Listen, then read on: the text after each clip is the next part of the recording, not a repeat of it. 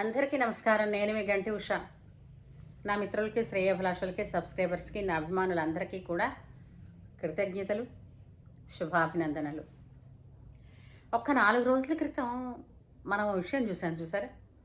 British నుంచి India చూద్దామని పాపం ఒక అమ్మాయి వచ్చారు ఇండియా. వచ్చి భారతదేశాన్ని చూద్దాం అనుకున్న సంగతి పక్కన పెడితే పాపం ఆమెపై అత్యాచారం జరిగింది.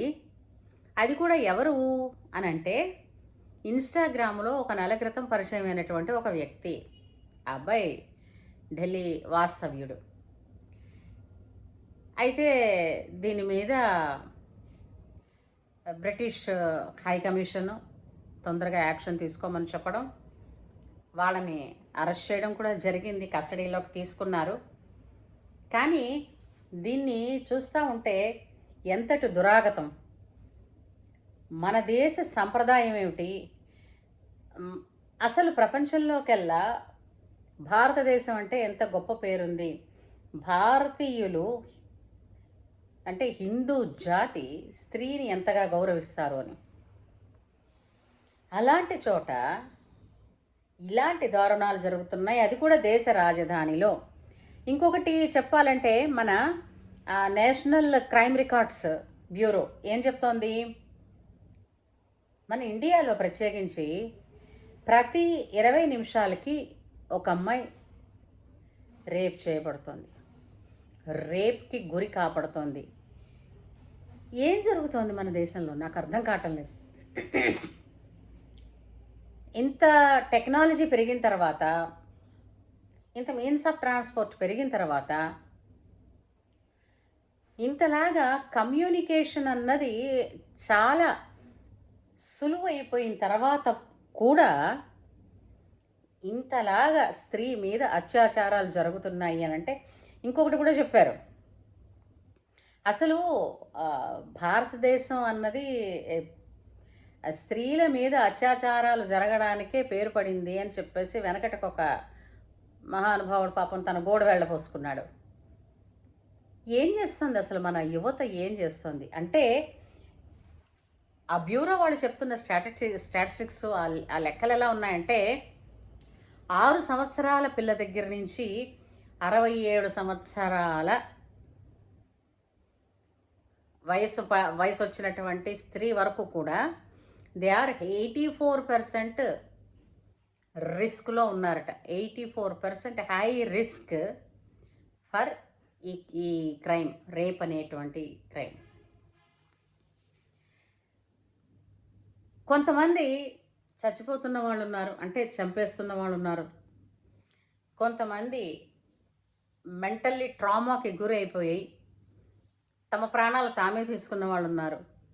మరికొంతమంది ఒక విధమైనటువంటి మానసిక వ్యాధితో కుంగిపోతున్నారు. ఇలా జరిగితే, ఇది ఇలా జరుపుకుంటూ పోతే భారతదేశంలో స్త్రీ మనుగడకి ఎంత ఇబ్బంది కలుగుతుంది అన్నది విజ్ఞులైన వాళ్ళందరూ తొందరగా దీని గురించి ప్రత్యేకించి ఆలోచించి దీనికోసం అయితే ఎవరైతే ఈ స్త్రీ సంరక్షణ కోసం మన చట్టాలు ఎన్నున్నాయో వాటన్నింటినీ కూడా కొంచెం పటిష్టం చేయాలేమో. ఎందుకంటే ప్రభుత్వం, కోర్టులు చాలా శ్రమ పడుతున్నాయి. అయితే విశేషం ఏంటంటే కోర్టు దాకా వచ్చే కేసులు తక్కువండి. ఎందుకంటే భయం కొద్దో, జరిగిన అవమానం ఎలాగూ జరిగిపోయింది, దీన్ని మళ్ళీ పబ్లిక్ చేసుకోవడం ఎందుకని చాలామంది స్త్రీలు మాట్లాడకుండా మౌనంగా భరిస్తూ రోధిస్తూ తమ అస్తిత్వాన్ని పోగొట్టుకుని ఏదో ఎక్కడోలే అన్నట్టు జీవోత్సవంలా బతికేస్తున్నారు. అయితే ఇక్కడ ఒక విషయం చెప్తా, ఆ విధంగా స్త్రీలు మౌనంగా ఉండడం వలన ఏం జరుగుతోంది, ఆ అచ్చోసిన ఆబోత్ ఎవడున్నాడో వాడు మరికొంతమందిని ఇదే విధంగా తయారు చేయడానికి సిద్ధంగా ఉన్నట్టు లెక్క. కాబట్టి నోరు విప్పి గళమెత్తి చెప్పండి తమపై జరిగిన అత్యాచారం ఇంకా ఇది సహించదు, భారతీయ స్త్రీ అసలు ఎప్పటికీ ఇంకా దీన్ని సహించదు.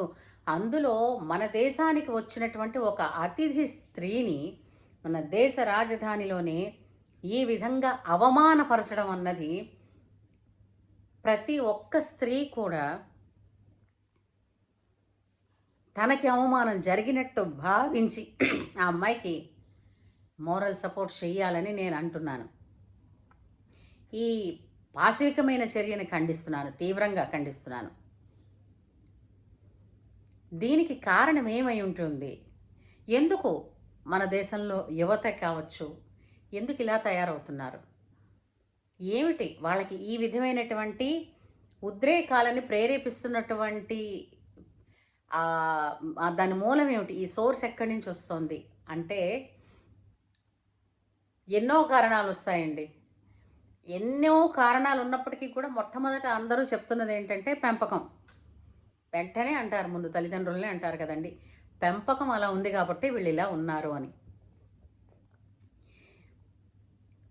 ఎక్కడి నుంచి, ఒక్కొక్క పాయింట్ నుంచి దీన్ని మనం సరి చేసుకుంటూ సవరిస్తూ తిరిగి మనం మన దేశం ఆడపిల్లనే కాదు, విదేశాల నుంచి మన దేశానికి వచ్చిన ఆడపిల్లలనైనా సరే మనం గౌరవిస్తాము, మన ఇంటి మహాలక్ష్ముల్లాగానే మనం వాళ్ళని ఆదరంగా చూస్తాము అన్నటువంటి స్థాయి వచ్చే వరకు కూడా దీని గురించినటువంటి చర్చలు జరుగుతూనే ఉండాలండి. ఎన్నో కారణాలు ఉన్నాయనుకున్నాం కదా. ఈ వీడియో చూశాక మీకేమి కారణం అనిపిస్తుందో ఆ కారణాన్ని ప్లీజ్, ఏ విధంగా అయితే మనం ఇలాంటి దౌర్జన్యాలని దురాగతాలని ఆపగలుగుతామో వాటి గురించినటువంటి మీకు తెలిసిన పాయింట్స్ని కామెంట్ సెక్షన్లో పెట్టండి. మనమందరం కూడా సంఘటితమైతేనే కానీ ఇలాంటి పాశవిక శక్తులని మనం రూపుమాపలేం. ప్రతి స్త్రీ ఒక ఝాన్సీ రాణి, ఒక దుర్గా, ఒక కాళి. ఎవరికంత సాహసం ఉంది వాళ్ళ ఎదురుపడడానికి కదా? అందుకని తమ పట్ల జరిగే అన్యాయాన్ని సహించకండి, దురాగతాలని సహించకండి.